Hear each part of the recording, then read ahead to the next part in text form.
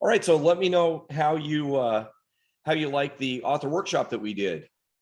Yes, sir. Well, as a matter of fact, I was explaining, I was busy and wasn't sure I was going to jump on it because got a million other things to be doing. But we wrote our first book with you and have loved that. And so I decided, you know what, I need the break and I need to work on something that's going to be more kind of intellectual and forward thinking anyway. And so I sat down and did it. And I was very, very impressed, first of all, with the quality of your information and the way you conducted it. And in fact, got fired up to take your 90-day challenge and came up with several of the topics. And even not only did I come up with the title of my new book, but honestly, kind of the direction of the book changed as a result of like I was just going to do my second book to be, about the leadership principles, but I had not specifically, it ended up evolving into something that's going to be for parents, so I really appreciate it. I think that is a great thing. I'd highly recommend it to anyone.